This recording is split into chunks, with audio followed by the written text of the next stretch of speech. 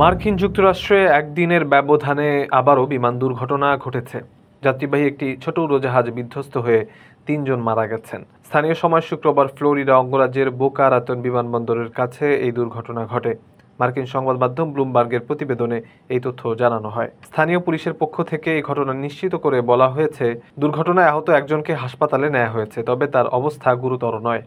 সামাজিক যোগাযোগ মাধ্যম এক্সে পোস্ট করা ছবিতে দেখা গেছে বিধ্বস্ত হওয়া উড়োজাহাজটি একটি মহাসড়কের উপর পড়ে আছে এবং সেখান থেকে ধোঁয়ার কুণ্ডলী উঠছে। এর আগে গত বৃহস্পতিবার যুক্তরাষ্ট্রের নিউ ইয়র্কের হাডসন নদীতে একটি হেলিকপ্টার বিধ্বস্ত হয়ে ৬ আরোহীর সবাই নিহত হয়েছেন।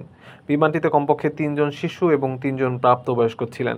বিকেল ৩:১৫টার দিকে বেল 206 লং রেঞ্জার হেলিকপ্টারটি নিউ ইয়র্ক সিটি এবং নিউ জার্সির মধ্যকার নদীতে পড়ে যায়। সোশ্যাল মিডিয়ায় পোস্ট করা ভিডিওতে দেখা গেছে একটি হেলিকপ্টার পানিতে আংশিকভাবে ডুবে আছে এবং জরুরি কর্মীরা উদ্ধার কাজ চালাচ্ছেন। ফ্লাইট রাডার 24 এর মতে হেলিকপ্টারটি ম্যানহাটন থেকে ছেড়ে এসেছিল বলেও তাদের ধারণা। হেলিকপ্টারে থাকা ৬ জনের সবাই মারা গেছেন।